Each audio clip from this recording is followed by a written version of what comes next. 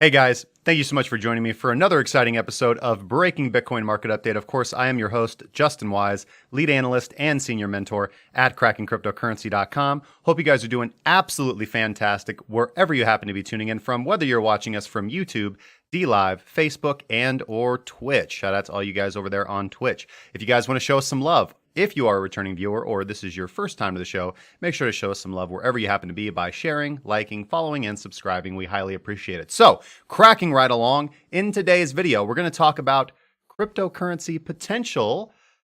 Let me rephrase that. Let's just back it up a little bit. We're going to talk about traditional markets a little bit. We're going to talk about Forex markets. We're going to talk about the valuation of the United States dollar to the Chinese yuan, right? A lot of people mispronounce that. They say wen or yuan. It's yuan, right? You have to pronounce the YUA with your forward lip forward, like pronouncing the German U with an umlaut. So anyways, it's Chinese yuan, just to get a little specific. And we're going to talk about where price is, because if we look at the USDC and Y chart, if we look at the United States dollar valued against the Chinese yuan, we do see an interesting resistance level that we're coming up to and some confluence with that 7 yuan mark. And we're going to talk about what that potentially means insofar as the future of both of these currencies, as well as the potential reasons for this insofar as the trade war and tariffs and things of this nature. All right. We're also going to talk about what that means for cryptocurrency, because I will bring these charts up and compare them side by side. We'll look at Bitcoin, BTC USD, and although somebody would be quick to say that there are predictive elements about that, remember that this doesn't have anything to do with how we're going to be trading later on in the evening. This is just helpful for understanding what's going on in the world, because even though we are technical-based traders here at Kraken Cryptocurrency, we only trade technicals because the charts reveal what price is most likely to do, not speculation. It is helpful for you as a human being to be aware of what's going on in the wider world around you and what potentially may come in the future so that you can make plans for your own investments, whether they be long-term, whether they be your plans for the future. And for some of you, again, this is a worldwide show. We broadcast all over the world. For some individuals watching the show, this might be something that affects them closer to home than those of us that are watching from other countries that are not involved directly. We do have to understand that wherever these two countries are involved, the entire world is involved. So let me take a sip of water. All right. So if you guys have any questions, make sure to throw them in the live chat and we'll get to them and we'll look at your chart requests when and if we can. All right, we're also going to talk about the article that kind of sparked my interest in this. Now, this is something that I've actually been interested in a long time, but there is a fantastic article. I'll plop it in the live chat when we actually get to analyzing it. But first, of course, we're going to break down the markets. We're going to look at Bitcoin and Ethereum. We're going to look at some FX markets as well, some precious metals, and we'll look at our traditionals as well. Just go over again how they closed on Friday, what is likely to occur on Monday when we do have the open, and also our plans for the future. We'll also, from 6 to 7, be doing our evening scan as we do every day, and we'll be updating our positions that were put on last night, as well as current open positions and looking for new ones as well. So thank you guys so much for watching, and let's get to the charts. Looks good. Weird. There we go. That took care of that. Lighting's a little off. Okay, let's get over to the charts. Okay, and here we are at the charts. Hopefully that lighting fixes. I think it's my webcam. Anyways, moving on. Moving right along. You guys didn't come for technical issues. You guys came for the analysis. And before we begin, let me just scroll up here in chat and say what's going on to everybody. Charlie M. Cannon, man. Minister C. Politics. What's up, bro? Good to see you, man. Robin Dow Donahue. Robin Powell Donahue. Just came for the music. David Rice, Bitcoin billionaire, good to see you, man. Joe, Mr. Ether, thank you so much for joining us, my good friend. Handy M's, Ditsia, Mr. Hut QC, good to see you, Carl, man. What's going on, brother? And Paul, hey, Bob the Biller, what's going on, man? Good to see you so much, man. All right. Floyd, good to see you, man. All right, let's slide this over here. And let's go look at the BTC USD chart. We're going to start off on Bitstamp as we always do. Remember that since the beginning of June, we have been utilizing Minx as our primary indicator and not time transformation. So, interesting things. Okay, so we do have a potential trade coming up on the close of today's candle. So here in about an hour and a half, should everything look like this, I will be taking a long position. Let's go ahead and look based on current price, what those factors are going to be. We qualify. So we're going to be let's go ahead and throw something on that's going to make this a little bit easier.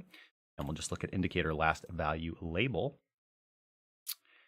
And what we can actually do is all scales into one on the left. Cool. Excellent. So we're going to be looking for profit targets of 9,178.65, 9,668.98, and 10,164.24 based on that last scan. So we'll see actually where price is sitting with a stop loss around 79.52 for a hard stop. So let's slide right along. That's interesting. Let's take that off. So that's what I'm going to be looking for upon the close of the daily candle coming in this evening. I will be taking that position on ByBit because I do not take my leverage positions on BitMEX anymore insofar as Bitcoin to USD or XBT to USD is concerned. I only trade my Bitcoin on ByBit and Deribit with the massive weight of that being on ByBit. If you would also like to trade on ByBit, which I do recommend, if you are currently trading your Bitcoin on BitMEX or some other platform, there is a link down in the description below if you would like to support the channel. Your own choice, but that is where I trade. Positions from last night doing very, very, very well. Overall, the open positions that I have are doing quite nicely. Let's see here. Up 11.25% on data, up 5.25% on NEO, but that is already taking into account I've already hit my first take profit on NEO. I'm already out 50%. Similar to data, already hit my first take profit on data. Looking at OMG currently up 2.29%.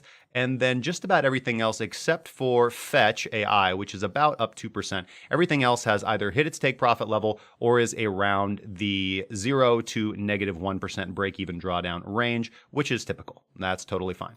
Again, when we are doing our basket of averaging out what coins are likely to valuate over time, it is the statistics that push us toward that 1 to 1.5% a day. So anyways, moving right along. We do have, let's look at what we currently have now. We have to look at the last candle close and not what's currently happening with the market. But we did have price above the daily baseline.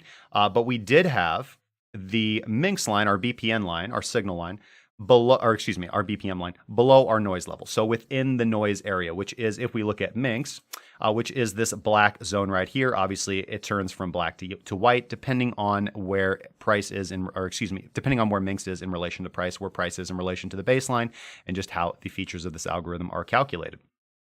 So when we are looking for discretionary position sizing or discretionary rules-based trades within our mechanical-based system, we are looking for as many positive factors to be in play as humanly possible. And then we can apply discretionary position sizing depending on how many of those factors are bullish and or bearish. So when we're looking to take a long trade, which is all we're looking to trade because the daily chart is bullish. Why is it bullish? Because it is above the daily baseline. We do not take counter trend trades. We do not trade against the direction of the dominant trend.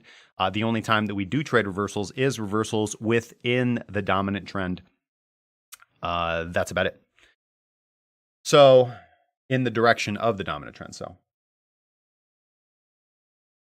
So when we look at how many bullish factors we have here, we have one, in fact, that price is above the daily baseline. We have two in the fact that Minx itself is above the 0 line, which is the function of a centered oscillator in the first place.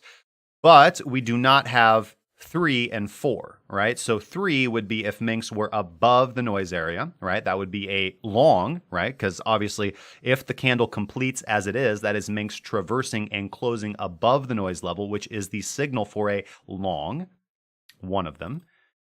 And we also do not have Wada Atar confirming that there is bullish volume yet. Remember, for continuation trades, we don't look for volume, however, because we're already in a trend. We just want an excuse to get back in the trend.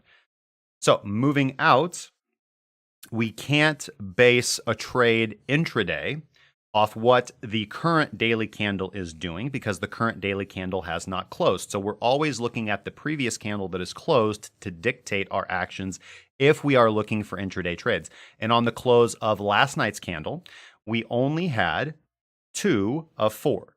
Minx above the 0 line, and price above the baseline. So if you are looking for an intraday trade, there are a couple rules around this. One would be you have to have 3 of 4 or 3 of 3. But the other way that we can do this is if you are going to look for an intraday trade, which as we can see, a long intraday would have played out nicely today because price has gone up since the close of yesterday's candle. So when we were looking for an intraday trade based off those factors, you need to implement your discretionary position sizing, meaning you have 4 potential bullish factors. You're going to be taking an intraday trade, which is obviously going to be less risk than our higher time frame trades in the first place. How do we reduce risk? We reduce our position size, or we move our stop loss up. We don't move our stop loss up because that would interfere with the way that we trade. So what we have to do is take a smaller position size. That reduces risk. When we take intraday trades, we use a smaller position size. In this fact, we would be using half of position size. You don't have to do it this way, but if you have 4 potential bullish factors and 2 of those are bullish and 2 of those are not, then you would say, okay, I will reduce my position size by a quarter for every bullish factor that is not present in the equation, right? So in this fact, we have 50% bullish, 2 of 4, so we take a 50% position size intraday.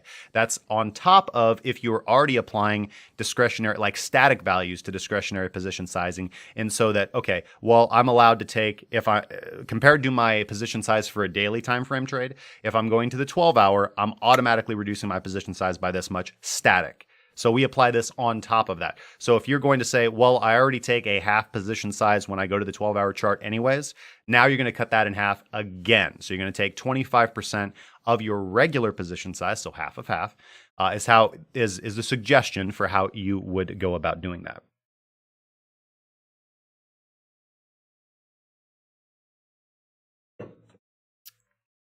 Okay, so let's go down to those lower time frames and see what opportunities presented themselves today. Obviously, hold on a second. This always, okay, good. That is uncolored. Good. That's exactly how I want it. So if we look at what Minx was signaling on the 12-hour chart, if we go over here, Minx actually did signal along on the close of the 12-hour candle as we talked about the other day. So far, that position is working out nicely. Let's go down to the 8-hour time frame. Minx also signaled along right here. Go down to the 6-hour time frame. Minx also signaled along here. Go down to the 4-hour time frame. We got a continuation long here. On the 3-hour time frame, we got the same continuation long at the same, roughly the same period in time. Let's auto this up a little bit because that looks a little hard to see now on the 1-hour chart. We got a continuation long here on the hourly chart. That was a good trade. And let's actually just look intraday. That actually was intraday. So this was 1 o'clock in the morning. We actually got the signal to go long at midnight. So the close of the regular UTC. So midnight UTC, obviously my time frame, the daily candle closes at 7 p.m. So 1500 UTC.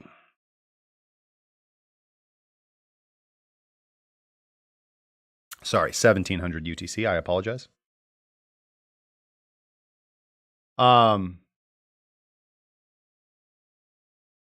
Yeah, so we did get the signal to go long on this candle right here, continuation long, and that was a very good trade.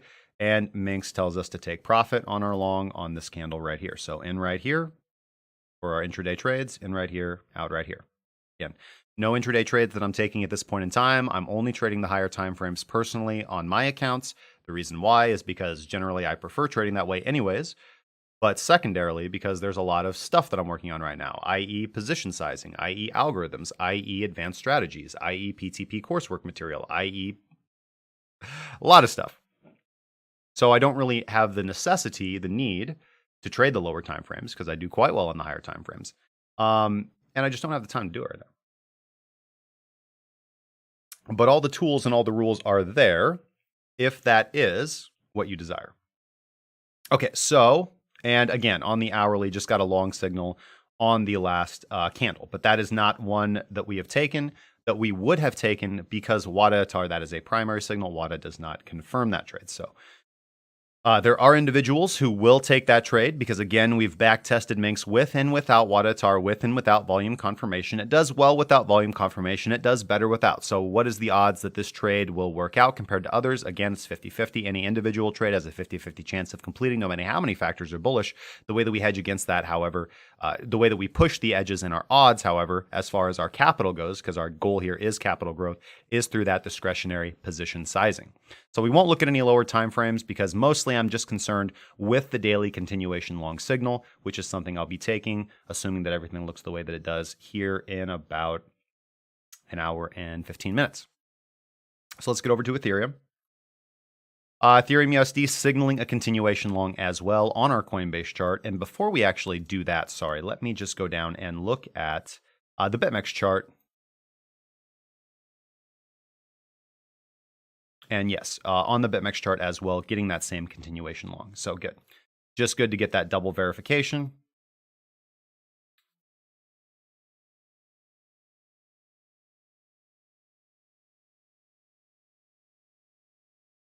Had a little extra scale hanging out there for some reason. So we're just going to save my main template. Sorry about that. Continuation long signal on this candle. We are above the baseline. Minx is generating a continuation long signal, which will be valid upon the close of this daily bar. Quadriga ATR. Labels. Indicator last value label. 286.42, 305.93, and 325.44 would be my profit targets. 237.65 would be my stop loss.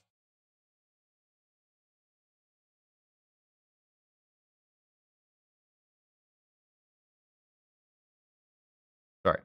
287.35, 307.74, 328.14, and 236.35. Apologies.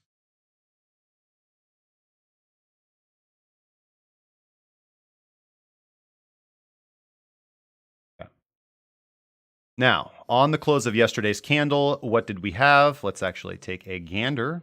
And yes, we only had 2 of 4.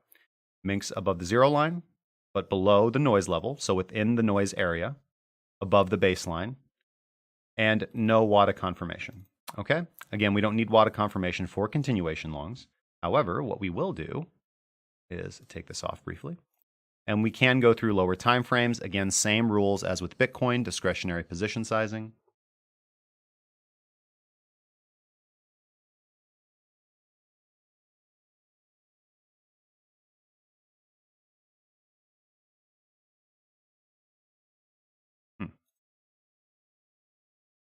Interesting.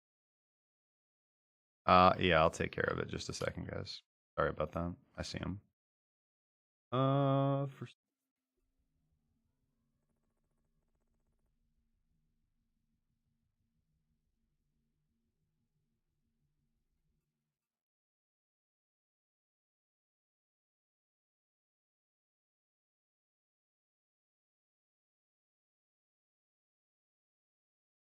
odd.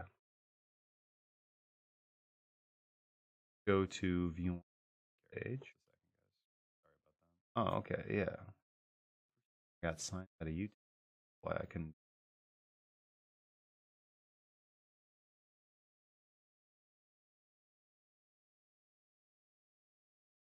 There we go.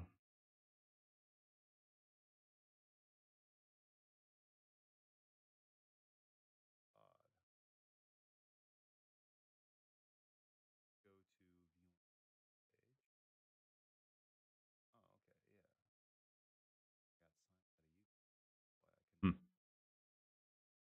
You have to. I don't know if the moderators can do this, but you have to hide the user on this channel.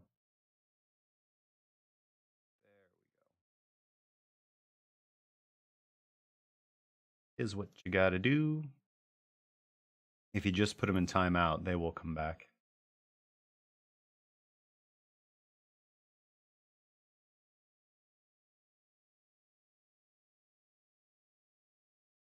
That was a bunch. They did a little bot attack last night. I think that's Giancarlo. Giancarlo trying to bring us down. Is that what it is?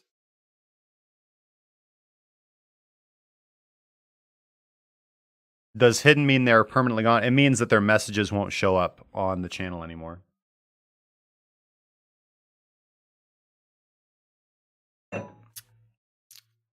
Now they can always just send somebody. There you go. Yeah, if you just delete their messages, it's not going to work. Maybe report them for pornography.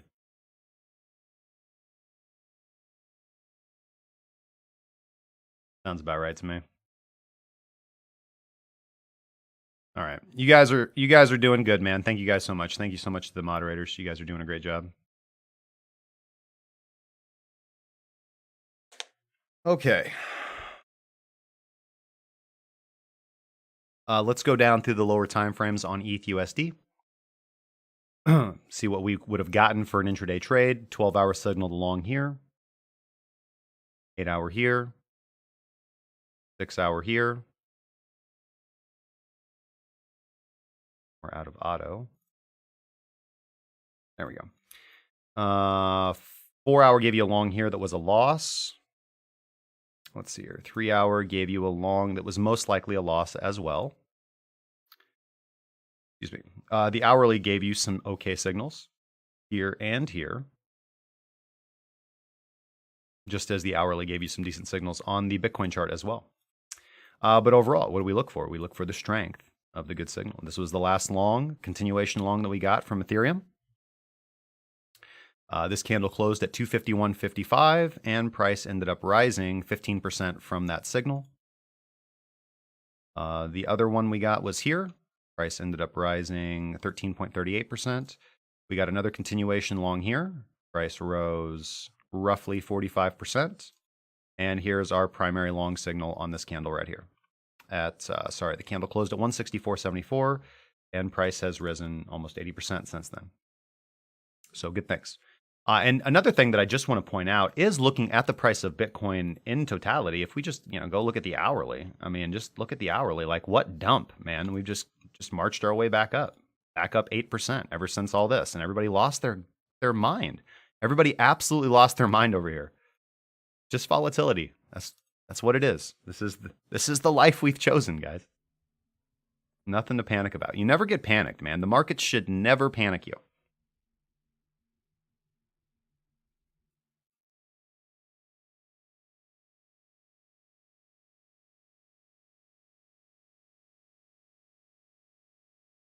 Okay, so having taken that into account, let's go ahead and talk about the title of the show. And we're going to look at this article here in a little bit. But here is the chart of USDCNY. And what we have here, so this is the United States dollar. This is how much a United States dollar is worth in yuan, right? So in Chinese yuan, right? And I want to point something out. So this is the monthly chart. And what's really interesting, again, I wouldn't say there's a direct correlation against Bitcoin, but what is interesting is just the historical, what a chart represents about history, okay? So this is using ICE data, and this goes all the way back to 1981. And you can just see that the United States dollar from 1981 until 1993 just was in an absolute bull market as far as its value against the yuan. And this represents, again, political machinations. This represents the Cold War. This represents economic superiority, military superiority. And again, a lot of people are going to throw out conspiracy theories and things of that nature. Again, I don't lean toward the left. I lean toward the right. So this is not really an indictment of nation states or anything like that. That's more of a complicated subject that we get into in the afternight hours. But anyways, it's just interesting what a price chart will reveal and reflect about the historical life of about the historical life of a chart, or excuse me, about historical events.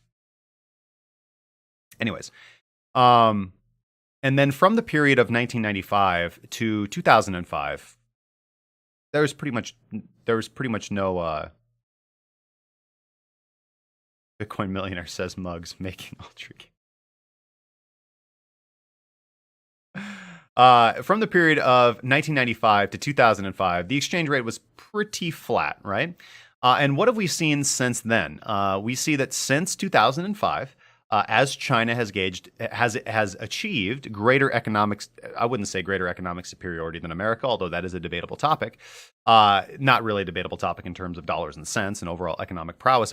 But as far as efficiency and growth and projected future growth and things of this nature, that's something that a lot of people make a huge to-do about. Again, those people who try to predict the future. That's not what we do here. Keep in mind, this has nothing to do with how we're going to be executing trades, but this is important information to take into account. And I'm interested to hear what your guys' opinion is on this, because this show is never about me being right or you guys being wrong or me having all the answers.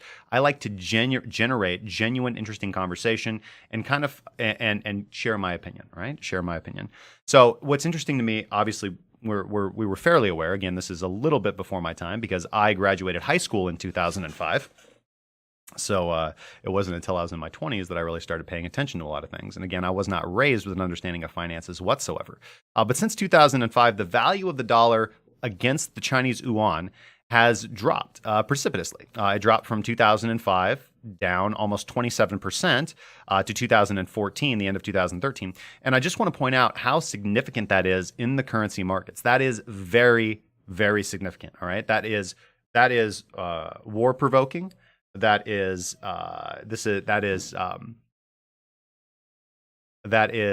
economic. This incentivizes economic flight. So if you are a nation or a citizen of a nation whose currency is devaluing against the global reserve currency, this causes capital flight. If you guys would like to know, for example, one kind of popular topic that so many talk about is real estate purchased by Chinese investors in the United States. Lots of reasons for this. There's lots of reasons for why there's lots of reasons for the Forex markets being the way that they are, and why the Forex markets are volatile and tradable is because of the activities and actions of nation states and government actors. What's the tool called that is allowing you to see the percentage change when like this right here? That is just the shift tool, the measure tool. All you have to do is hold down shift and click. Interestingly enough, from the year, so starting in 2008 to 2010, starting from the year 2008 to 2010, again, the exchange rate was locked in. And then we saw price break. And actually, what I want to do here real quick is we get our figures on here into scale Z. And this needs to be regular. Okay, so at that time, the exchange rate hovered around $6.80 to $7. Okay, was the value of how many yuan one United States dollar was worth, and then that dropped in 2010. And one thing that I do not agree with is, as we go over to this article, is the way that this individual shared this chart. Well, if I call them government actors. Because the article that we're going to look over here in just a minute, which is Ethereum World News, and I'll bring this up right here. Maybe it should be Bitcoin World News, and maybe they would have gotten it a little bit righter. But the title of this article is "Bitcoin to Soar as China Capital Flight Takes Hold." So, and this talks about the trade war going from bad to worse, contrarian investors noticing that it's unusually good news for Bitcoin, blah blah blah. And this is kind of all sparked by statements from Arthur Hayes, who was speaking about this earlier, because they are based in Hong Kong, so they might know. So this goes into a little bit about just the failing relationships and how the trade negotiations are going so far. Long story short, not well. Then you have, this talks about, how China and the confidence of investors in China are falling, basically because of Trump being, again, we don't want to get super political on the show because I'll lose half my audience, regardless of how you feel. That's how polarized politics is nowadays. You can't have an opinion without being an evil person or a good person.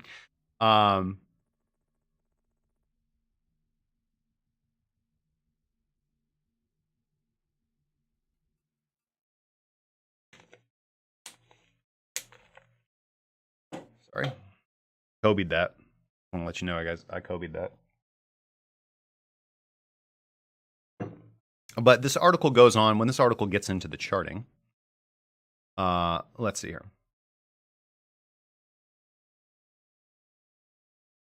It says, in addition to Trump's Twitter feed, crypto investors need to keep a watching brief on the yuan dollar exchange rate. That key level is $7. Actually, they typoed and said they key level. They key level is $7. 7 yuan, sorry. If the yuan rises above that, it will be the first time it has done so since 2008, and we all know what happened in that momentous year. So this is basically attempting to say that if the yuan rises above $7, that would potentially, I mean, they're trying to scaremonger with this and basically say that we know what happened in 2008. We had the financial crisis in 2008, which obviously reverberated throughout the world and caused massive shakeups that we are still dealing with to this day. The regulation that was put in place, the laws that were passed, CFDs were banned, which is probably, for me, practically the biggest pain in the ass that came out of the financial crisis. Just because I got a few more viewers, I moved away from the mason jar. I just got that yesterday, man. I thought it was nice. I thought it was purty. So I don't really agree with their assertion that the key level is $7. Obviously, if from a support and resistance level, we can see here that resistance level is not massively important. And then they're trying to make this assertion. Let's actually put $7 on there, which we can see is actual resistance. But one thing I want to keep in mind is, yeah, that's a resistance level that hasn't been broken, but it says price hasn't gone above that level since 2008. And we all know what happened that year. Well, the thing is, like that has no bearing on what price had been doing prior to that. Prior to that, the exchange rate had gone parabolic, gone absolutely sideways, and then tanked. Right. So it wasn't that price price was moving up, was bullish in the first place, and then that exchange rate broke through $7, and that triggered the financial crisis. So the assertion here is wrong, in my opinion. The assertion here is absolutely wrong.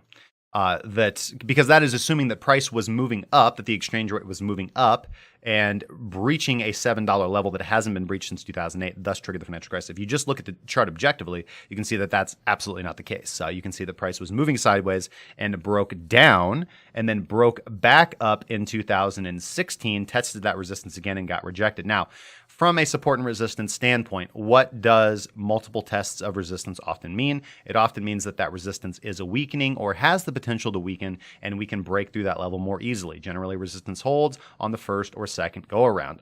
When I will trade support and resistance, which is not how I do PTP nowadays, when I was a support and resistance trader, you would look for a third touch to look for that break of resistance or for that hold of resistance. Again, looking for a BPC breakout if you are going to be a breakout trader. Regardless, YouTube is very glitchy. There's nothing wrong with our stream. There is a Google server issue, and it's kind of worldwide. So I'm doing the best that I can. Tarmac20, you're welcome, man. Thank you so much for watching. Brian Anthony says, look at those Obama years. Yeah, I feel you, man. All right, so now let's look at this a little bit more practically, and let's overlay the Bitcoin USD chart on this and see if there is any correlation, because that is the rumor, is that there is correlation between them. So I don't know about you guys, but let's look at this. This is the BTC USD Bitstamp chart. Potentially, it would be more accurate if we overlaid. Let's do this. Let's overlay instead the BLX chart. Let's see if we can do that.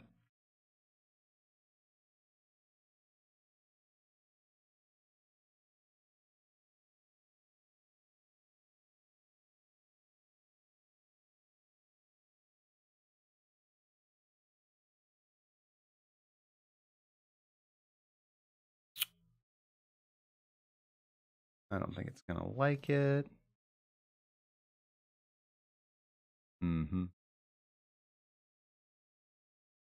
Oh, okay. I get it. Yeah. Move to scale 2.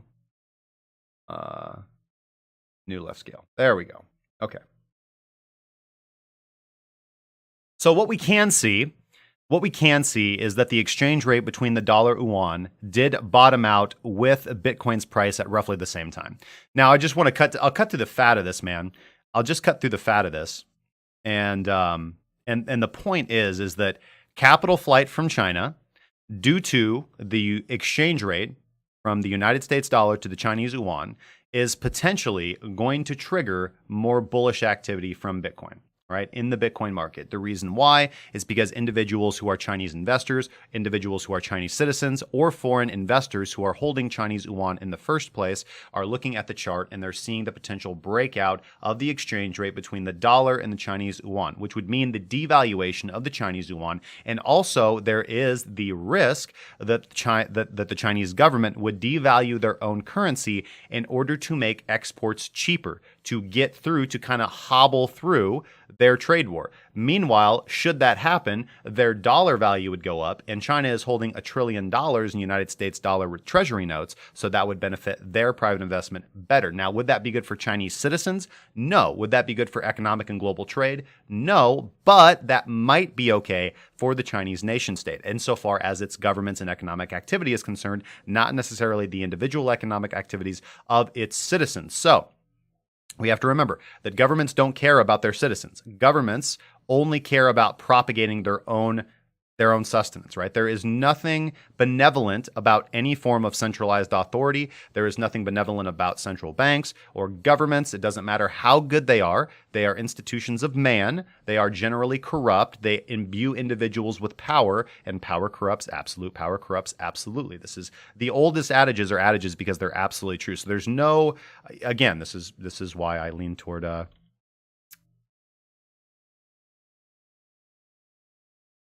you're welcome, Lookafish. Thank you, brother.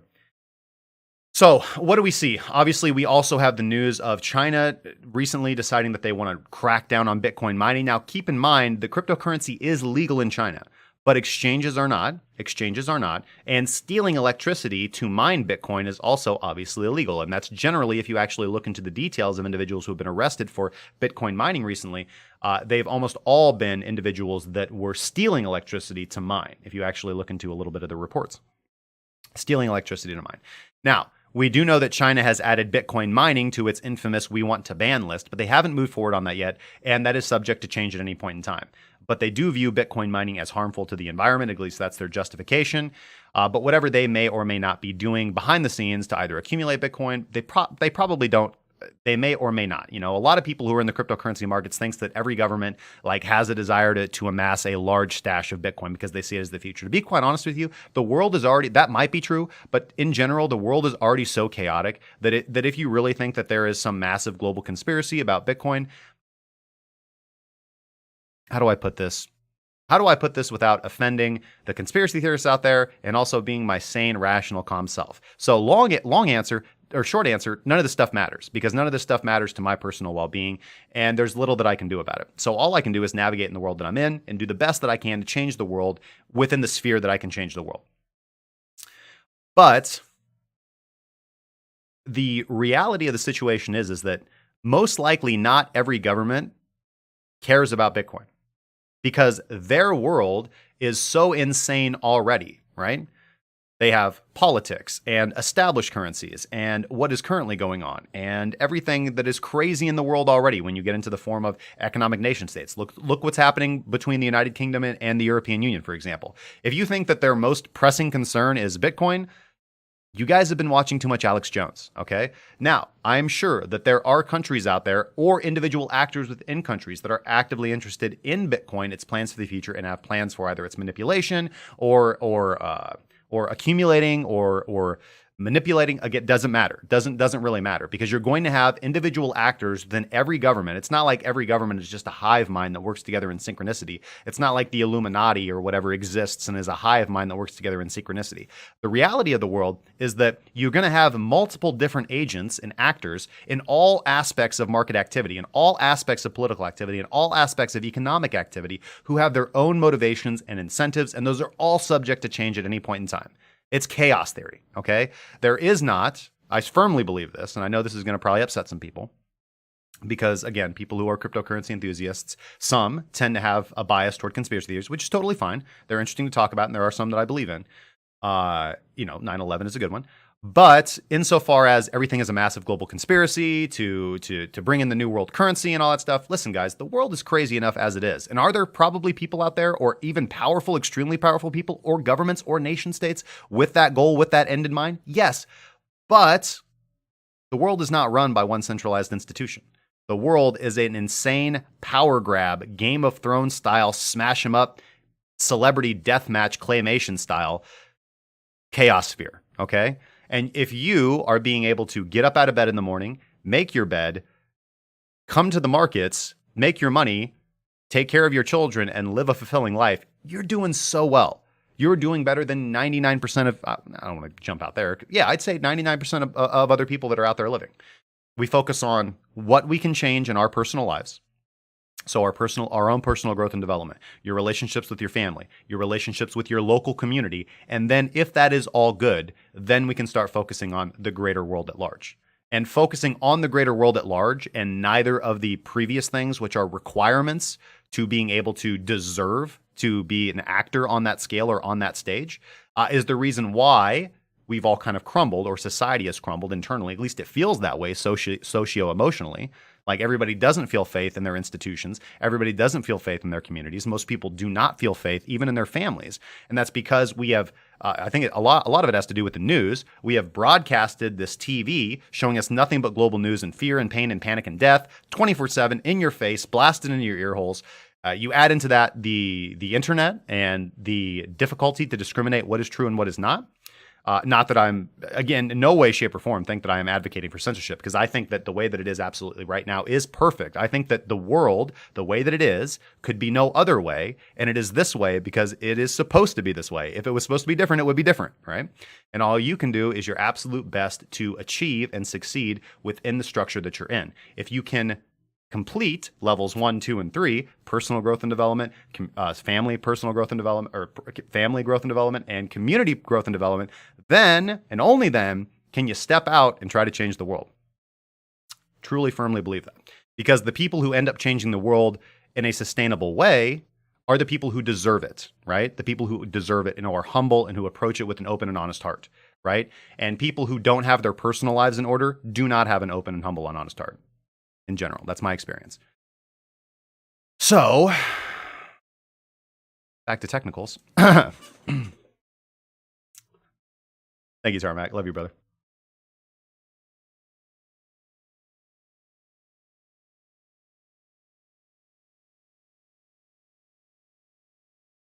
Alex is wrong on Bitcoin coming around. Wonderful Brick said this is the short answer. No, the short answer was it doesn't matter. No, the short answer is it doesn't matter. Now, we did see the United States dollar against the Chinese yuan bottom out at roughly the same time on this last Bitcoin boom, and they've pretty much moved absolutely in sync, right? They've absolutely moved pretty much in sync, and so one would think that based off that small short-term fractal analysis, that if the dollar, whether Bitcoin breaks through, if Bitcoin breaks out, then the USDCNY would break out, or if the USDCNY breaks out first, that Bitcoin would then follow. So either way, bullish news for Bitcoin and potentially a leading chart to watch if you are attempting to predict the future of the market, of the cryptocurrency markets, or for the USDCNY, for the Forex traders out there, or for you cryptocurrency traders out there. However, what I do want to point out is that this does not seem to have a lot of statistical validity. Because as we can see here, the dollar was falling against the Chinese yuan, as I talked about, from the period of 2016 to 2017. And what was Bitcoin during that point in time? It was in its parabolic run. It was in its parabolic run. The USDCNY bottomed in 2018, in March of 2018, and then began its bullish run up to the resistance of 7 yuan. Meanwhile, Bitcoin was completing its slow and painful gravity pull down to 3,000. Okay? And only just now, when we've bottomed out, are they moving in sync. Coincidence? Most likely. Maybe not, potentially. But a lot of people are excited about this, so I thought I'd give you my 2 cents. Again, short story, doesn't matter. This is untradeable, right? This is for people who want to predict the market, and that method doesn't really work for me, and that method doesn't really work for most people out there. If you are not a market mover, you cannot trade like a market mover.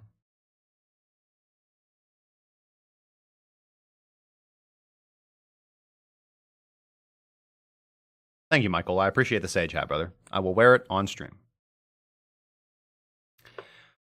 So, having said that, interesting chart. And I don't think that I have all the answers on this, but I would be really interested to hear what your guys' thoughts are. So if you actually have a passionate opinion about this, hit me up in the Discord, discord.crackingcryptocurrency.com, and send me a DM. I'd love to follow up on this in the next stream or later on. Or if you want to leave a comment in the comment section of the video, or because if you pop it in the live chat, you're fine to do so. But I might not be able to chew on it as long as I'd like to. And I'd really like to have some nuanced conversations on this, because I think this is interesting. This really does genuinely interest me. That's why I generally talk about things that interest me.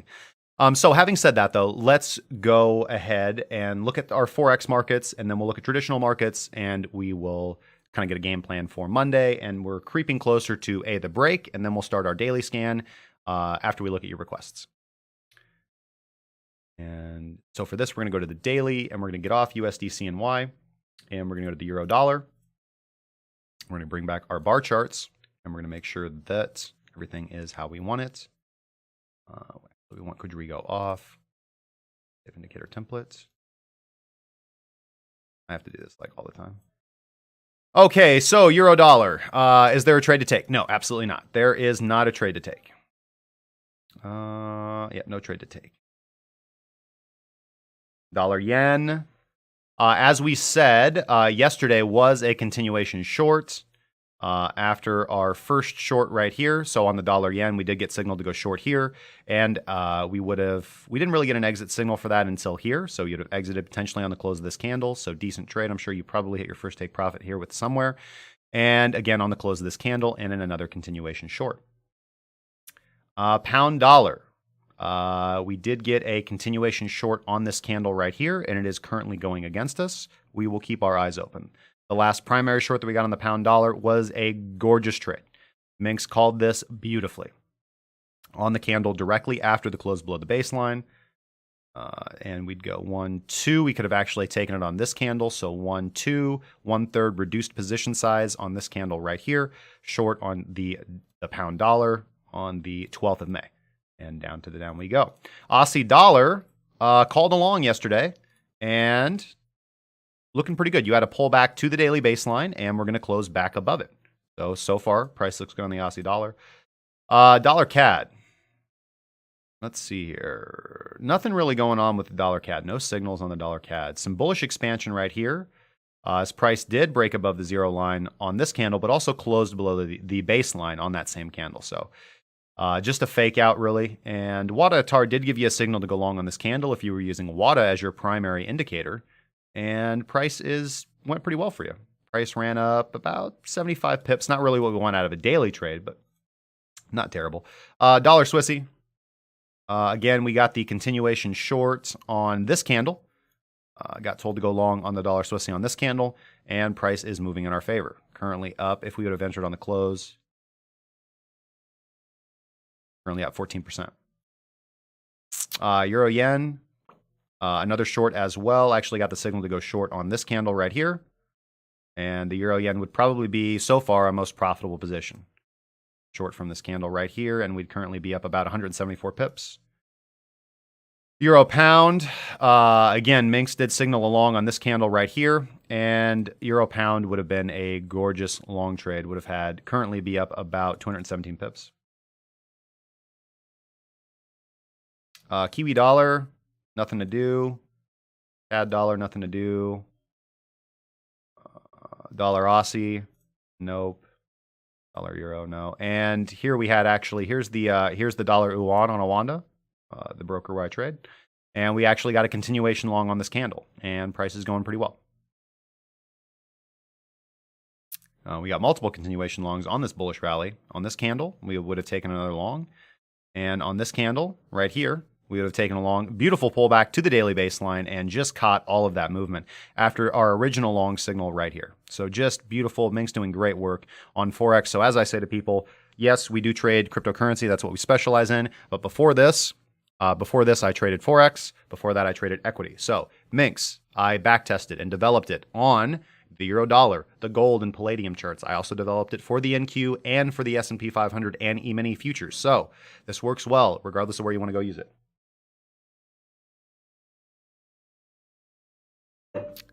The pound Canadian, GBP CAD.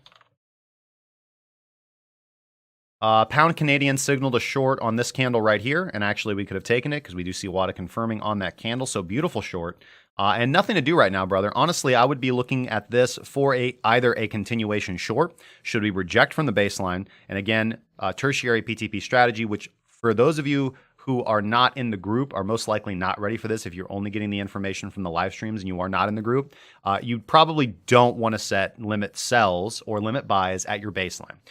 There is a lot of nuance to that, exactly how we can do that and when we can do it and how to properly manage your risk. And I don't want to send you guys, even though that is something that we can do, I don't want to send you guys off, right? As we say where I'm from. So, yeah, I'm not a reversal trader, so I don't trade. I wouldn't enter to a trade until I actually see a trend emerge. Right now, obviously, the trend is to the downside. We're having sideways consolidation. The way that I trade, this is actually at FXCM. Sorry, let me pull this up on Awanda. GBP CAD on Awanda. Sorry, add that to my watch list. That's generally Sorry, guys. Really thirsty today. I've never traded it on corn. I've never tried it on corn futures, but I'd like to see its results. It's worked really good on everything.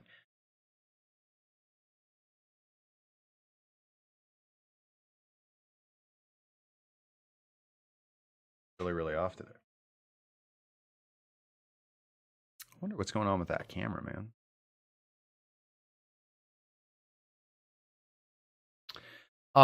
Anyway, so GBP CAD, I don't see a trend emerging until a trend emerges. Would not be looking for the trade until prices above the baseline and mixed signals. However, if we do get above the baseline here in a couple days, the pound CAD could be a good long. But right now the trend seems to be to the downside, regardless of whether we're consolidating or sideways. None of this means anything.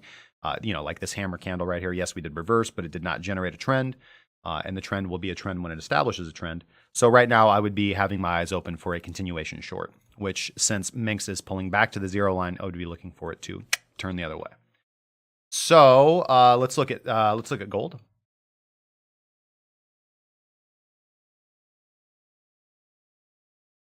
Let's see here. Yeah, we looked at gold yesterday, and yeah, so Minx did call along on this candle right here on the daily. So missed this big run up on gold, 2% run up on gold.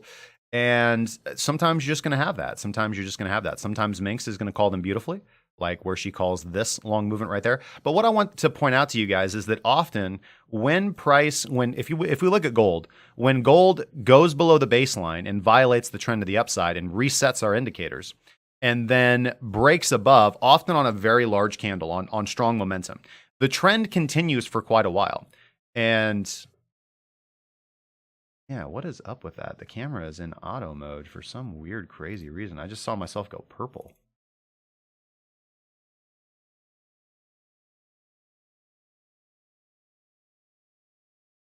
I got an idea. Let me try something, guys.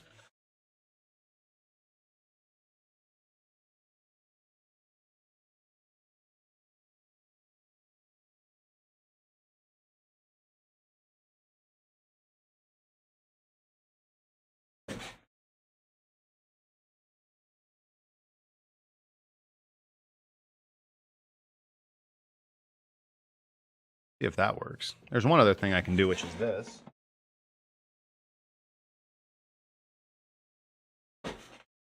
Okay, let's see if that doesn't help out, but it doesn't seem like it is. It seems like it's on some wild goose chase, man. So you guys will just have to...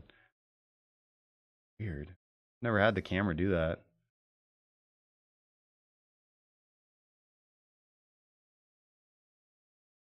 Yeah, actually, my daughter got this top for me.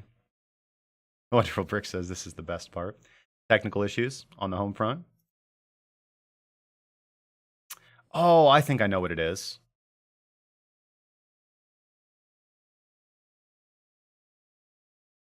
I think I might know what it is.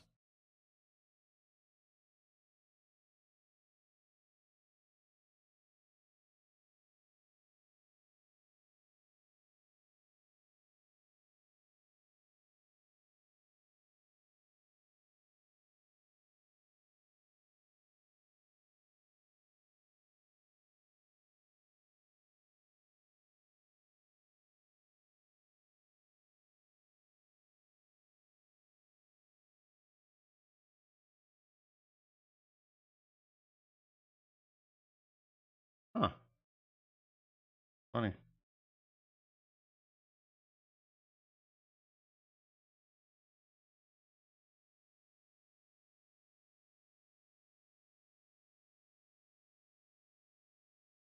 We'll just try that, I guess. Hopefully that works. Red skin is often linked to underexposure. Racist. All right. Hopefully that fixed it. I'm going to have to get with Scott and update my camera settings. That's weird. I didn't change anything. Huh. Oh, well, I got to go for that. We were for the education, not for my face, I hope. All right, getting right along. I think it's a good note to take a break on, although I feel like we should probably end strong, you know? So let's take a gander at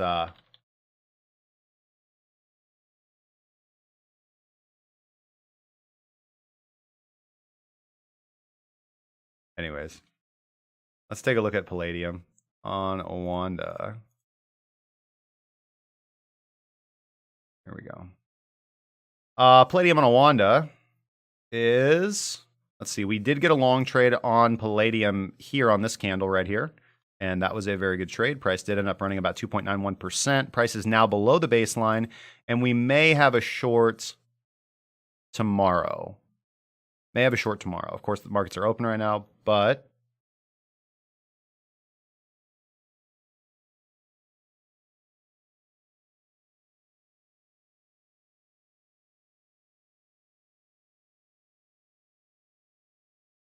yeah, I mean, I probably could mess with the webcam, but honestly, I'm not going to mess with it.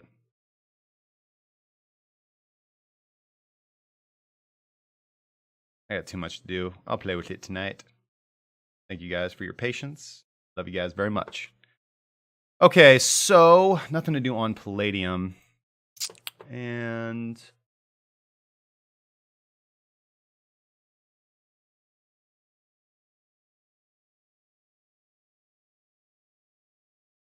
oh yeah, let's look at gold on Wanda. Or did I say gold? I meant silver. As I type in Zag, I say gold. So anyways, we got a short here. That was a great trade. We got a bad long. We were out on the very next candle. We got a short here. Probably, well, depending on what your risk factor was. Yeah, actually, that would have been okay. That would have been okay because we would have caught all this candle right here. We got another short signal on this candle right here, and another continuation short here on this candle right there, and that's probably a loss. Yep, that was a loss. And now we're getting a long. Actually, silver is the long right now. Yep, if this this does what it's supposed to, this is definitely a long. Closing above the baseline, volume confirming, and makes signaling the long trade on this candle right here. So ZAG USD is a long.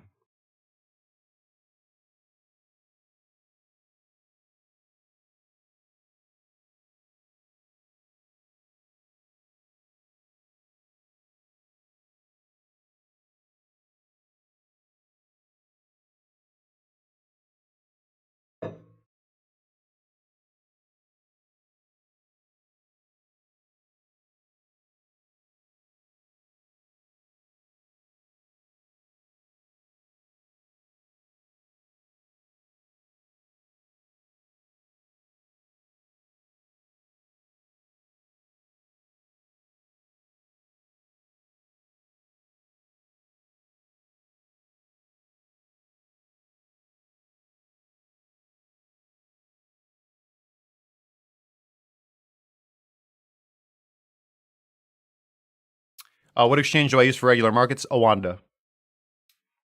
The one I'm looking at, the broker that I'm looking at right now. Do I think one world currency would be a good thing? No, not necessarily. What time would the candle close on Palladium Russian time? I don't know. Awanda utilizes NYC time, so the candles close at 5 p.m. Eastern Standard Time.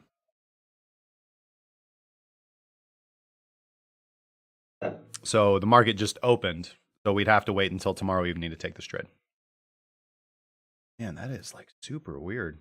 I really can't believe that on the webcam.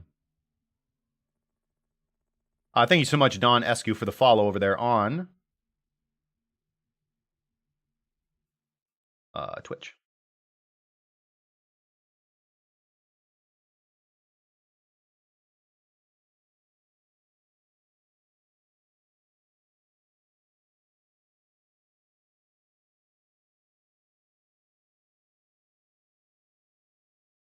All right, guys. So it is, I apologize. It's 6:04.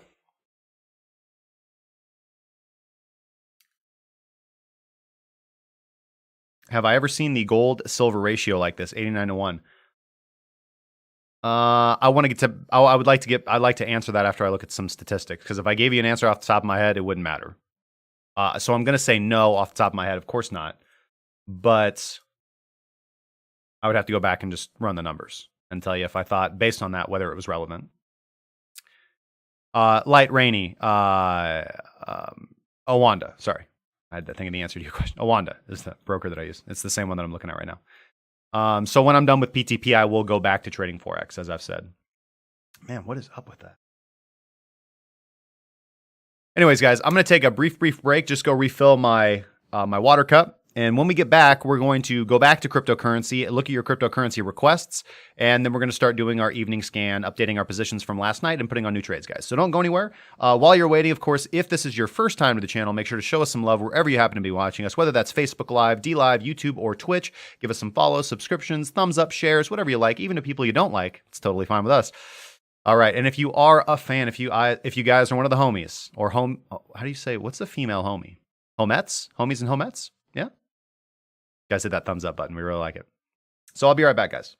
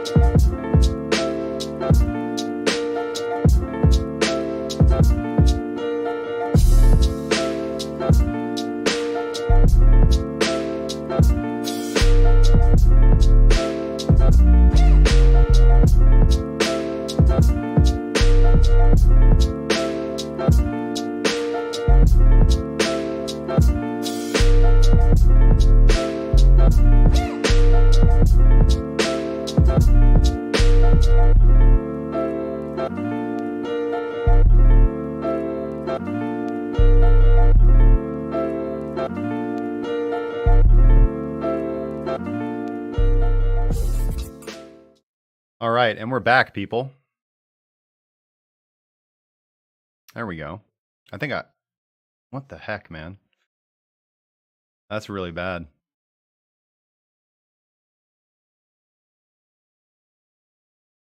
Did I fix it? I think I fixed it. Cool. Exactly what I wanted. All right, guys, let's move right along. We've got about 20 minutes till we got to start trading. So let's get through the currency markets. Let's go to the crypto markets and let's start our scan. We're going to start as we do on BitMEX. RPM 19.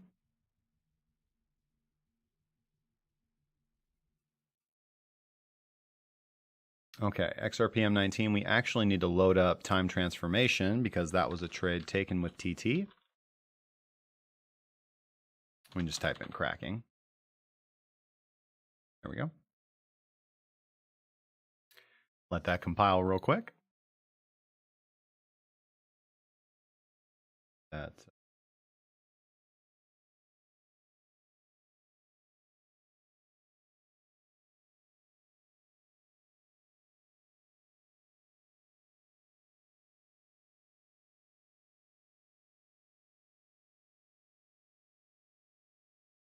the live chat. And let's also turn the tunes on, guys.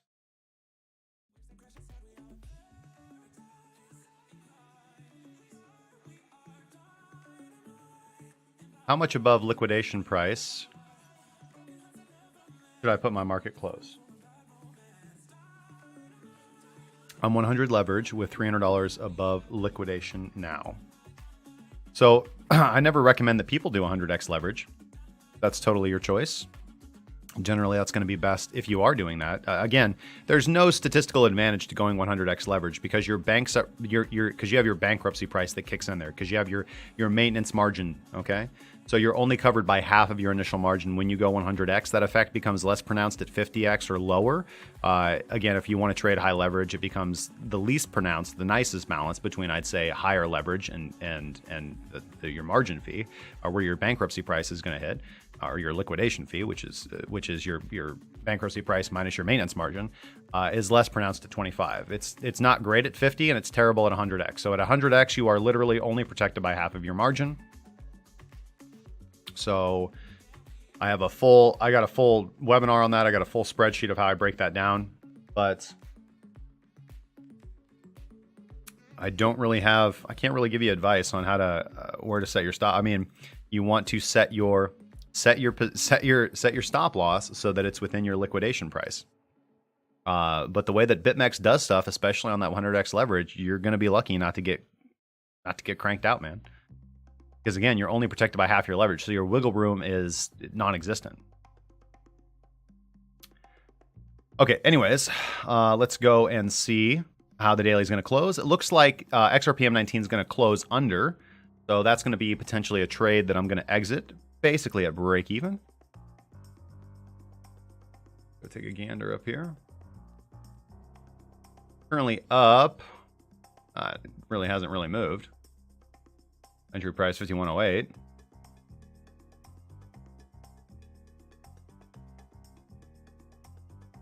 Yeah, entry price 5108. So just barely. Oh, but I digress. Didn't really quite get anywhere there. But I'm going to do what I'm supposed to do and look at that as a signal to exit. So we'll check back in on that one here in just a second. Actually, sorry, let me pull open my rolling log. So I'll get out with that. 25.45% ROE on my margin. What is that? $54? Yeah, $54. For basically a break-even trade, not bad. To the upside, it's a $54 profit, so not really anything. Okay, this is going to be daily scan. June 2nd, 2019. Current position.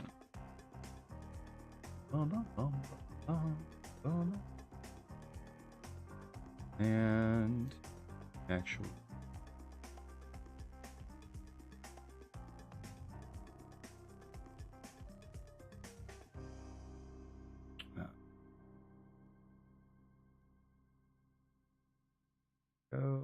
June 2019. open. All right, cool. That one over there. Cool. All right, back in the saddle. We'll start off with, okay, so XRP-M19 looks like it's a close. XRP-M19. Exit. Profit.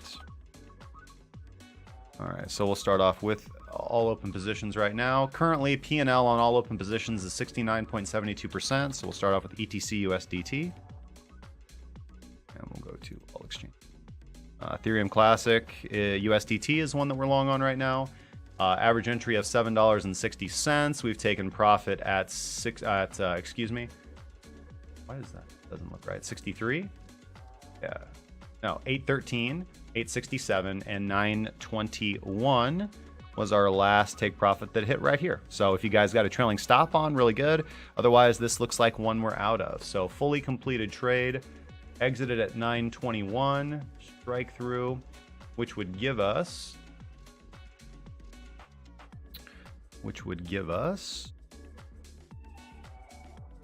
here, average calculators. So here we go. 2, 3.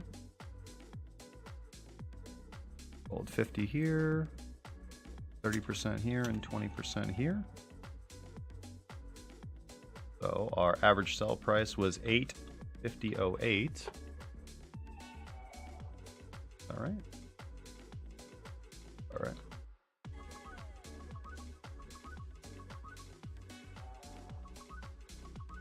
All right, so an average actual return on investment for that trade of 11.95% closed out today. Good trade, guys. That one's done. Entered on the 28th. All right, so Komodo BTC.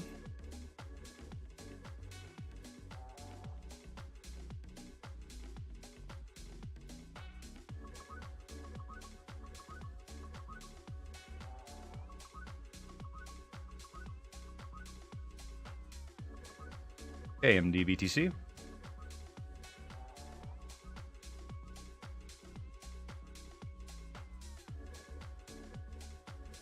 $21,407. Didn't really hit $21,407, so that's all right. KMD BTC, we already at take profit 1 and 2, so that was already 80% closed and still up, currently up about 11.91% on that trade, and we're just waiting on take profit 3. So nothing changed. Stop loss at break even. AMD BTC, open, stop loss at break even.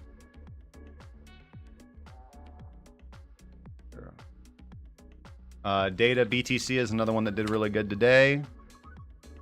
Let's see here. For me personally, go check it out. Yep, take profit 1 has been hit, currently up 11.25%. Stop at break even.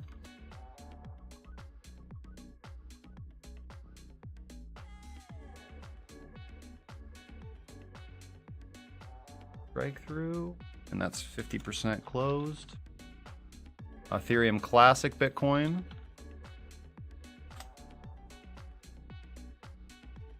Here, entered this trade on the 29th, and let's roll up here and see my personal trade on this. On 3 commas. All right, doing quite nicely. Here, 99,452 and 10,0485. And 11:01:57. So what was the high of this candle? 11:01. Yeah. So I'll take profits completed. Trade closed out. Good. Good. Closed on 06:02. I'll take profits on Ethereum Bitcoin completed.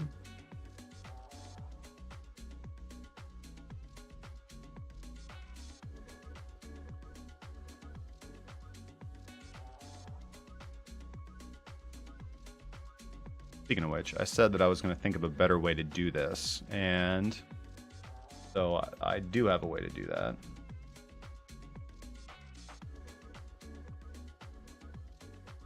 And to do that, I'm going to pull open all these.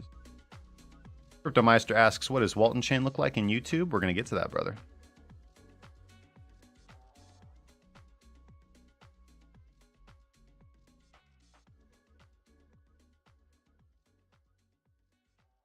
I want to thank the follows on Twitch, guys. Transited, Don Escu, and GhostDad86. Hey, I'm a dad myself. Thank you so much for the follows over there on Twitch.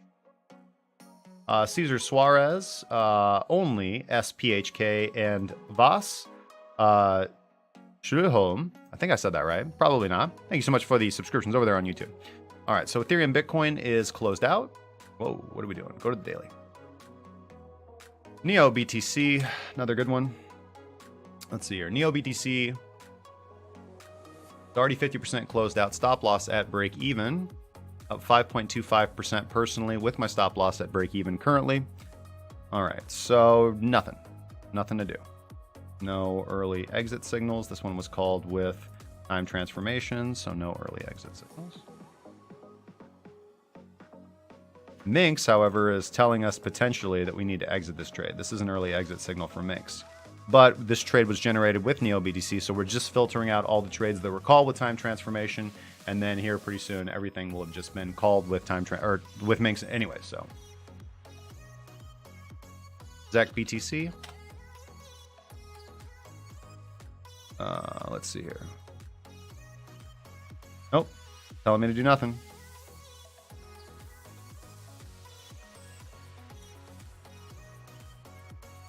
ZEC is currently up 1.03% from entry, and there's just nothing to do on this one. Yep, we had the entry right here on this candle, on the close of this daily candle. Yeah, price did not quite hit our take profit, so nothing to do. Make sure of that, yep. 0530, yep, so the close of the 29th candle. And ZEC, 0107.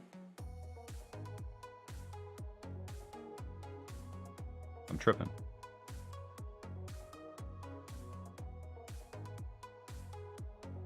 Yeah, I'm looking at that wrong.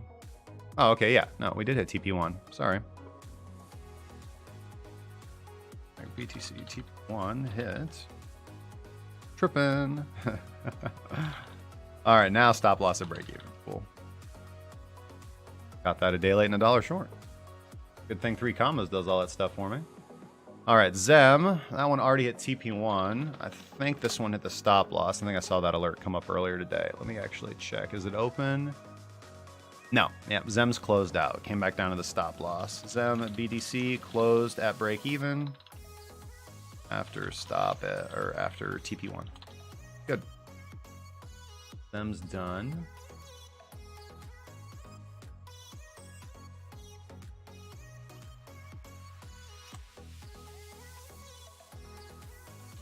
Zert BTC, I'm assuming, is probably going to give me an early exit too. Currently up about 1%. And let's look. Yeah, TT is going to be crossing under, it seems. Let's actually look at the values. Fisher is above. We got to look at ZERP when it closes. Yeah, we'll leave that one blank for now. Nothing to do. We do have to wait for more market data. Got about a half hour left to see what actually happens. OMG BTC. Currently open. OMG BTC up 2.28%. My personal trade 2.29%, and nothing to do yet. Hasn't hit a stop, hasn't hit a profit target, hasn't hit a break even. So that stays open. TRX M19 was one of our best trades. Caught all of that. Check my MEX account. Closed out. Yeah, fully closed out.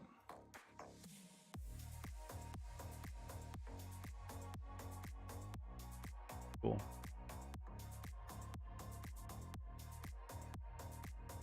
Cool. ADA M19 doing well for me. We entered on that. You guys remember, if you guys were watching last night, we went long on ADA M19 last night. ADA Bitcoin would have been acceptable as well if you were taking the spot position on Binance.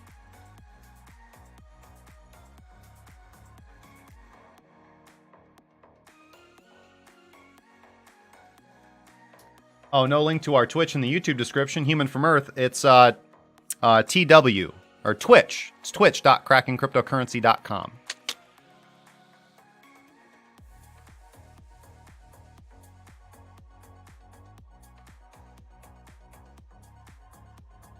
James SC, we're gonna look at every single Bitcoin chart, or every single Bitcoin pairing. So we'll get there, man.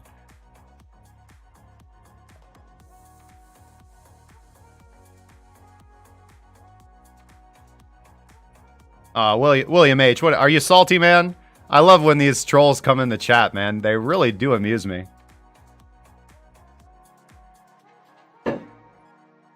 Yep, here every night, teaching people how to trade. I'm the bad person. Dumb people, man. All right, ADA BTC. Or sorry, hold on. Let me finish the update for ADA M19.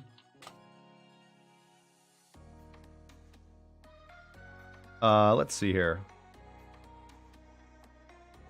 ADA M19 up 3.24% for me. ADA M19. Again, I always trade cross margin, so that's about $140.87. Not too bad. Not too bad.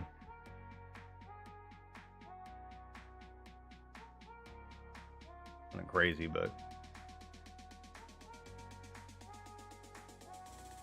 right on, Crypto Meister. Love you, brother. Thank you so much, man. This is kind of new for me, is doing this, updating all my trades while I'm live. So it's a lot of screens to watch. So I apologize, guys. We'll kind of get this all figured out as we keep moving. Ace, INRL, thank you so much for the sub over there on YouTube. Tell him, Batam. We'll stay here and keep crushing it, man. They can wander around in the wilderness, wishing they knew how to trade. ADA BTC, I'm sure, is going to look roses as well. But we have to look at it because it's an independent chart. Yep, no signal to enter, exit. That one was taken with Mink, so nothing going on there. That's just an open trade. Currently good, up 3.69%. VIB. Let's see if VIB is a cutter. That's down 0.33% from my entry. So VIB, BTC. We're not getting told to do anything, so VIB would remain open. Right at break even, a little bit below.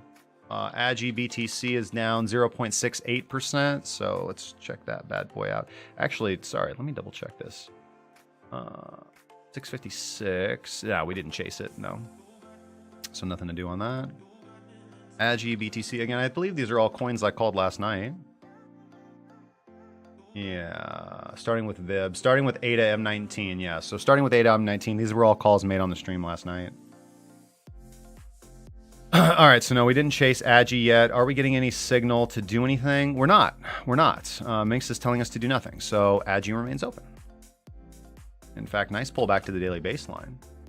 CIS, BTC, currently up 1.84% from entry. Let's see if we chased some targets. Over here. Sorry, I had BitMEX up. Let me go over to 3 commas. Nah, doesn't look like it. No, we did not. Brokerage Rego on. Yeah, no, we did not. Didn't chase. But no signal to do anything. So CIS remains open. Cool. BNB USDT down 0.56% from entry.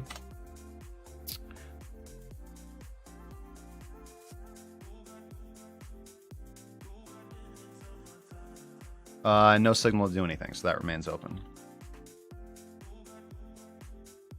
Fetch USDT up 3.61% from my entry right here. Fetch USDT hasn't chased a profit target yet. Trade remains open. And Qtum USDT currently up 2.45% from entry.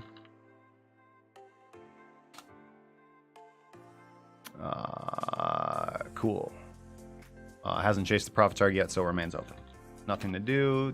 These are the nights I like. Everything's just nice and smooth. Some profits. No early losses. Yesterday there was like, what, maybe 5 small losses that we had to filter out. That's all part of the algorithm, guys. You guys want an edge in the market, you need to be looking at risk parity and position sizing and position allocation. TRX USDT doing quite well. That's how you get an edge in the market, guys. You look at every coin and you go where the market's moving. You take the statistical edge like a casino.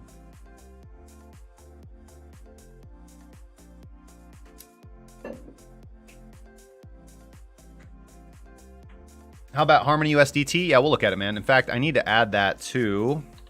we'll go ahead and start with that, because we need to add that to my Tether pairing list.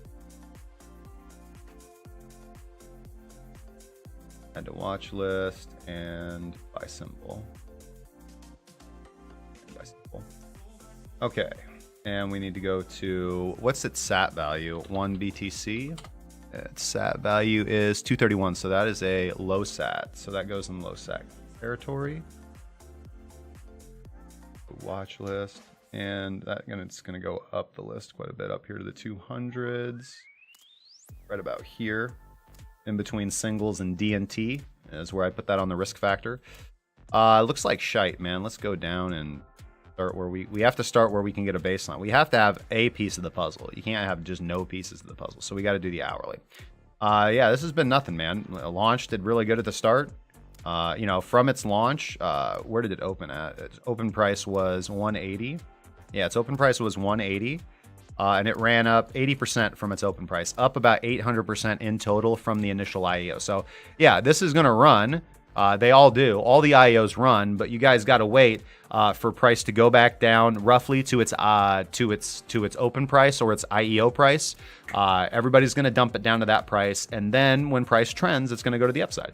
I will probably take this as soon as I get a signal that it's crossed above the daily base or above the daily baseline when we have enough time. But if you guys look at Matic, it took Matic long enough to go on its big bull run that it just did. Same with FetchAI, same with Seller, same with BTT, and we caught all those trades. So that's. I'll wait for, you know, one is going to make a run. You just got to wait. It's not probably not going to do it now. It might not even do it next week. It might even take a month, but eventually it's going to bottom, and then it's going to start trending, and it's going to go. If it's going to follow any other IEO.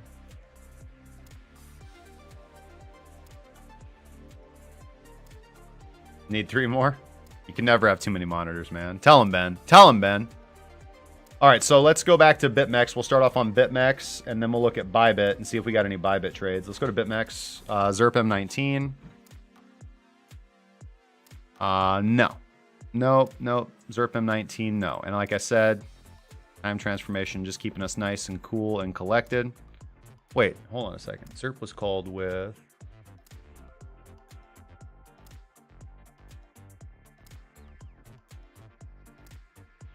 Why do I feel like I'm going crazy right now? I see ZERP Bitcoin. Oh, I must not have called ZERP M19. I believe I did, though. So I think I'm just crazy. It's a lot of data to keep track of.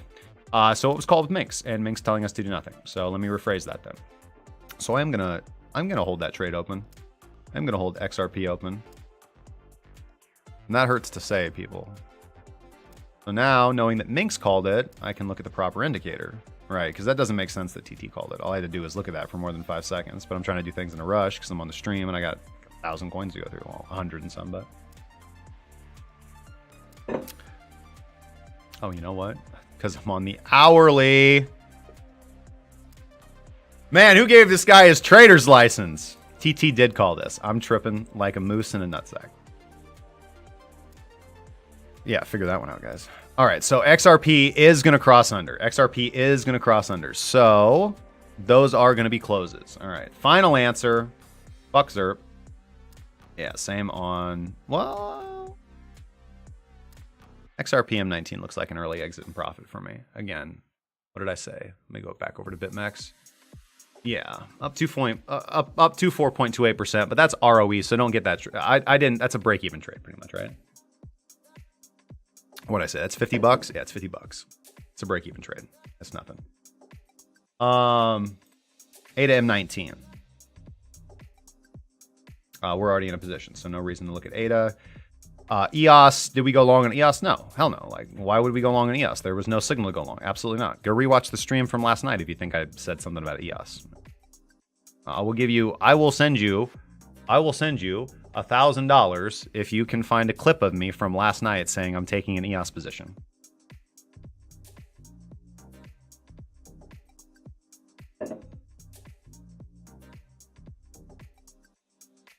Courtesy of Scott.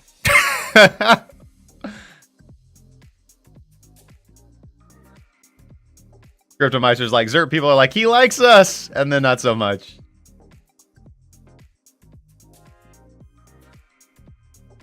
Got my 3 Bitcoin this morning. Yeah, what's up, boy? Thank you, Satoshi, man. Yeah, I just remembered.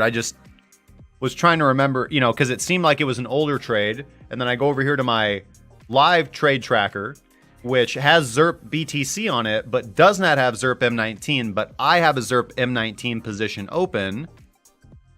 So somewhere I crossed my wires. Again, when you're doing the show and then you're posting in the live trades tracker, which is our applet, and then you're also posting in the Discord, and then you're also doing your own trades and posting in your own personal trading journal, sometimes wires get crossed. Almost never. Almost never. But that's one where, for whatever reason. EOS Bitcoin, nothing to do. We can take time transformation off now because we've already looked at all open positions. So we're just going to be looking at our regular algorithm now. TRX M19, we're still in.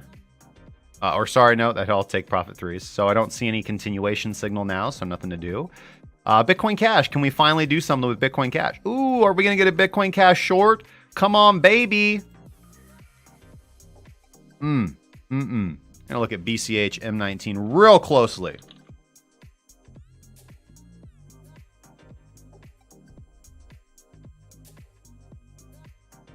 Need some volume. What's the underlying doing? Ah, there's no goddamn volume there either, and it's not calling it, so that's probably going to be a no. I always like shorting Bitcoin Cash when I can. That's all right. I'll wait. It'll come to me. Litecoin. Nothing to do on Litecoin. No. We got out. We were in a long position on Litecoin. Got out at break even. I think what a tiny baby loss or break even, something like that. Yesterday or 2 days ago. And nothing to do right now. FM19 is signaling a short, but there's no volume, so nothing to do. ETH Bitcoin. Yeah, that's closed. We closed ETH Bitcoin yesterday at a 1% loss. And price really hasn't done anything since then. And there's no volume to take the short position. See, it's signaling a short on ETH Bitcoin, same as it was signaling on FM19. But there's just nothing to do. There's no volume, so who cares? Let's see if XBT M19 is also signaling a continuation long. So, yeah, man.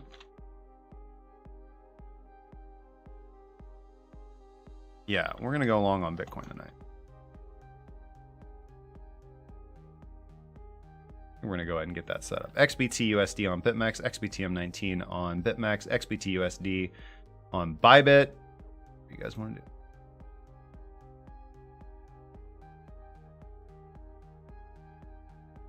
All right, so let's get this figured out here real quick.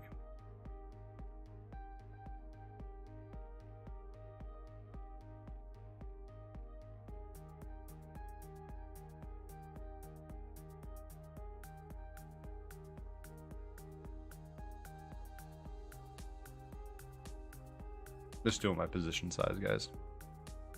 88.31 entry, stop loss 79.99. 9.42% distance to stop loss. There we go. Cool. Forward to this bad mamma jamma. We'll look at ByBit charts next, guys. Cool.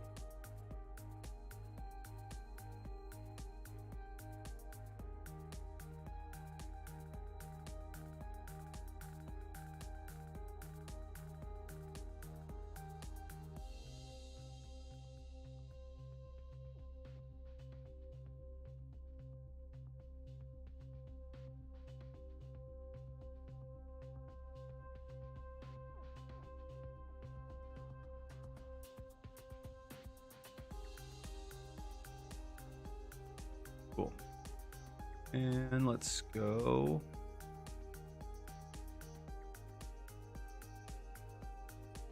Stop loss at 79. What did I say? 79.99? Yeah. Come on. Second keyboard. Why are you doing this to me? Confirm. Perfect. And let's set some take profits. Set some take profits at 92.47. I think my keyboard's dying. Need to get some batteries for it.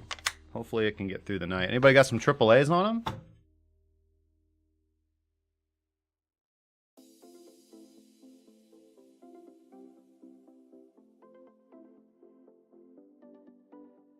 Where'd that YouTube chat go?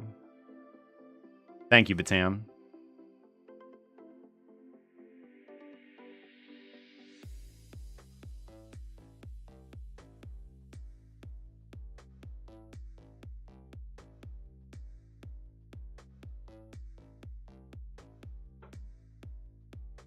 Where was I? Now that my keyboard's screwing up, when I really want it to do well. 9, 2, 4, 7. Okay, I just picked it up and threatened it, and it started working. Cool. Position size times half. I saw a question in there about how Quadriga calculates take profits. It takes bands of the average true range and runs it through a filter.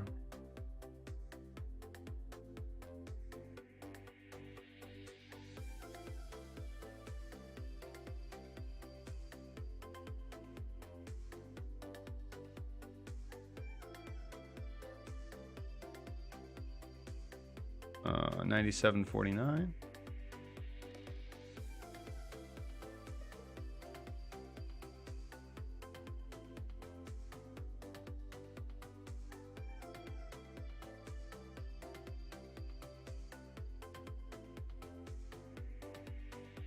Cool. 10,245.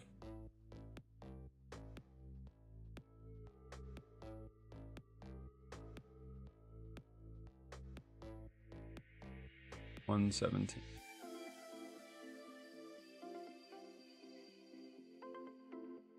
Cool, I'm good to go.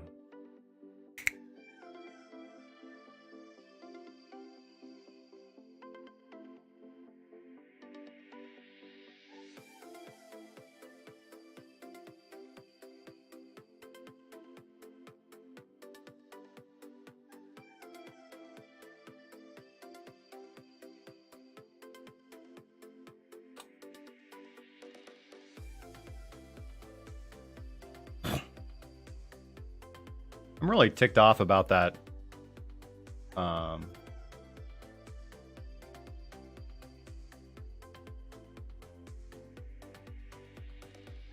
Not being able to take BCH and 19 short. It is what it is. ZERP USD can't actually take a long on ZERP USD right now, so really nothing to do. Got a continuation long over here and a primary long signal right here. So we couldn't have taken the long, but we could have taken the continuation long right here. That would have been fine, and that would have been great. Price did end up running up about 20%. Of course, we took the XRP BTC trade a while back. I did buy the bottom on that one. That was about a 30% trade. But nothing to do here for ZERP USD. But I'd say if we don't get a signal like super soon, then we're not gonna qualify. So unless it's a continuation. So, but anyways, I digress. Nothing to do on ZERP USD. And then the other one we need to look at is EOS USD for the purposes of ByBit.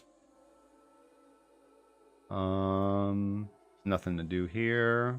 No, we did get a continuation long here, and that's the last thing I did on EOS.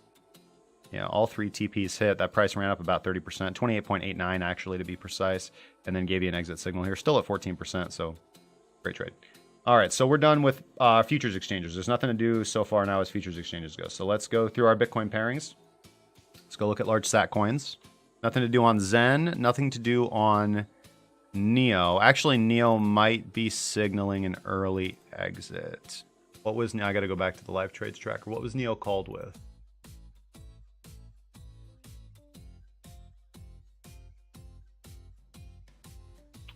Called it on the 30th, so I called that with time transformation. We already looked at that earlier, so that didn't signal an exit, so nothing to do. Nothing to do on Rep, nor Bitcoin Gold, nor BNB, nor Decred, nor DigiDAO, nor Zcash. Zcash is actually an early exit. But Zcash was also called with TT, so can't do anything. We already looked at them. Nothing on Litecoin, nothing on Dash, nothing on ETH Bitcoin, and nothing on Bitcoin Cash. So that's it for our large sat coins. No large sat coins tonight. Let's go to our mid sats. Nothing on Civic. ADA, we're already in a long position. Zem, we were already in a position that hit take profit 1, out at break even. GNT, nothing to do. Nothing on Poly, nothing on Theta, nothing on Power, nothing on Delato. Nothing on Ethos, nor Stellar Lumens, nor ADX. Wait, let's go back to ADX. Nothing on ADX, sorry. Engine Coin, nothing. Nothing on Ion. Ion actually signaled along here, and you're in drawdown. Didn't take that one. For some reason, that one didn't come up on the scanner yesterday, I recall. Wasn't part of our risk. Nav BTC. That was along yesterday, doing quite well. Again, that's weird because that one did not come up on the scanner to the best of my ability. Make sure my settings are correct. Yeah, weird.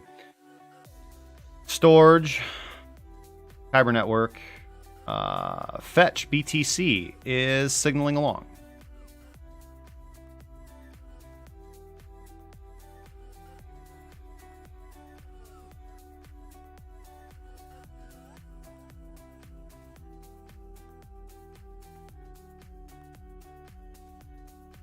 Nothing on Raiden, Wabi, 0x, or ENS, or Steam, or NXS, or Basic Attention Token, or ICX is signaling along.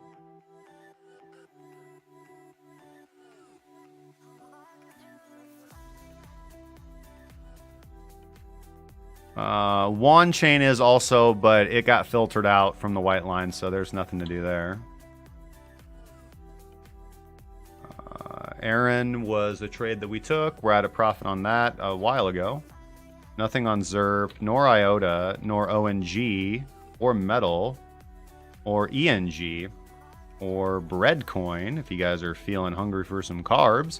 Eternity is not a trade, nor is RLC, nor is ARC, nor is Pivx, nor is Pivx. Wow, look at that. Pivx had a nice big fuck you wick today.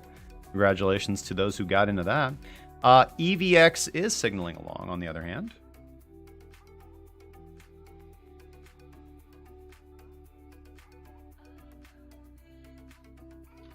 Nulls, IDO, VIA. BNT, nothing on BNT, nor Strat, nor Modia Loyalty. Actually, MDA is along, sorry. MDA is so we've got 4 mid-sat coins so far, not bad. Pretty typical. Bitcoin Diamond, nothing on Link. I know that was a request, nothing there. It's just, this is how simple it is, people, when you have a structure. You just go, and if it's a trade, you take a trade. Komodo is actually giving us a continuation long, which is nice. Let's look. Yeah, because we're already in Komodo, so if you wanted to scale in, we don't scale in, but just noting that, I guess. Nothing on GXS or Neblio or Hypercash. That's actually a take profit signal. Ontology, no. Nano, no. Skycoin, no. After a great trade that Minx gave us right here. Boom. LSK, no. OMG. We're already in an OMG position, so nothing to do. Walton Chain, no. Waves, no. Lunar, no. Gas Bitcoin, nothing on the NeoGas. Qtum BTC was along. I know a lot of the guys in the group are in on that from the DMs that I get. Yes, you guys are crushing it. Nothing for GVT. Atom BTC was along here that you could have taken the next day because we did pull back within the acceptable qualifier limit, and then you'd be good. Price is doing well. Monaco. Nothing on Monaco. Nothing on EOS, nor on XZC, nor on, well, Ethereum Classic we're already in as well, so. All right, so 4 mid-sat coins that came up in the scanner: Fetch, ICX, EVX, and MDA. Low sat. Data, we're already in. Yo-Yo, nothing to do. Go BTC, nothing. Requiem, nothing. Seller, nothing after the long signal here. Did that run? No, it didn't run. Myth, no. OST, no. QSP, no. QKC, no. SNM is signaling along, but you can't take that because we're above our qualifier line, so let's look for that tomorrow. SNT, no. GBTC. GTO. GBTC. Tron, nothing after the continuation signal yesterday. Matic, nothing. RCN is along. RCN. POA, no. REN, no. After a beautiful long signal right here. Cyber Miles, nope. Nothing going on over in the Cyber Mile territory. AirSwap token, no. QLC, no. Vibe, no. VIB, we're already in that position. Agi, we're already in that position. AMB, no. Bitcoin, something. BCPT, nope. Myth, no. Decentraland, no. As much as I like the land over there, it's quite a scenic view. Raven, after it called the long 2 nights ago, is doing nothing right now. Blue Zell is nothing. Loopring is nothing. BitShares is nothing. Neither is Loom nor Sys. Actually, Sys, sorry, in a Sys trade. We get the long yesterday, so still in that trade. APPC is a long as well tonight. And last one, guys, Ardor, which is a long too. Right, awesome. ARDR. Looking good. So that's it for Bitcoin pairings. Fetch, ICX, EVX, MDA, RCN, and APPC, and ARDR came up through the scanner. Going over to Tether. All right. Cardano USDT is a long, but it's disqualified. Atom USDT gave us the long right here, and just soaring high on that, baby. BayAT USDT is signaling along, but we can't take it. Doesn't meet qualifications, so keep your eyes on that one for some volume. Just no volume to take it. BNB USDT was a continuation long yesterday, and that's a trade we're in. Bitcoin USDT is signaling a continuation long as well. BTT USDT, nothing. Seller USDT after signaling the long here, nothing to do. EOS USDT, nothing. Ethereum Classic is one we're in. ETH USDT is signaling along as well.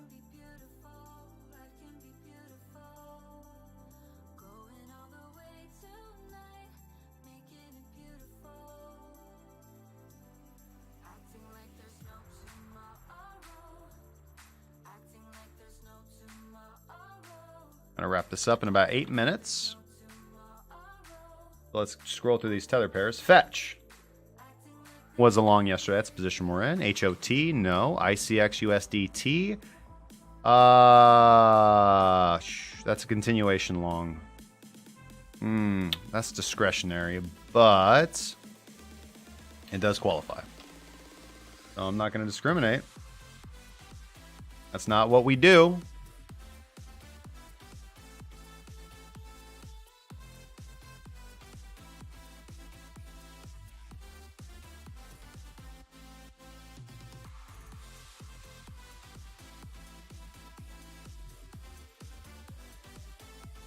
Nothing on Matic or Myth or Nano. Nano, actually, sorry. Nano Tether is a long. All right. And doing these Sunday streams makes everything hard. I got a whole lot of work to do after this, plus put in my trades. Nulls does not qualify, but it looks good. ONG does not qualify. ONT, no. PAX, no. QDM, we're already in QDM. Theta does not qualify. TRX, we are already in. Let's look at what our stable coins are doing. This is true USD to USDT. Nothing to do. No reason to be switching out of a stable coin for another stable coin. They're really not moving. Waves and VET, no. Stellar Lumens is a continuation trade that does not qualify. And Monero USDT is a continuation trade that does qualify.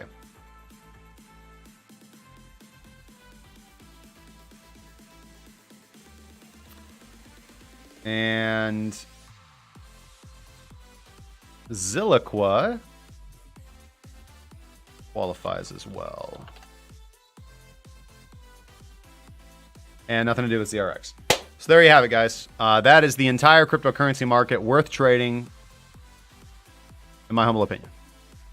Now, if you don't mind me, I'm going to post this.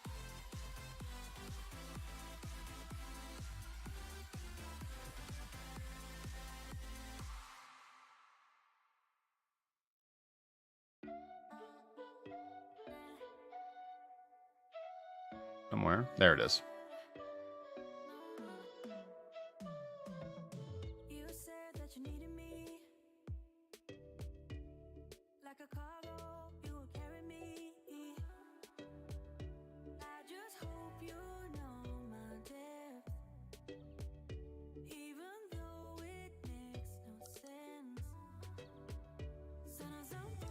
All right, awesome.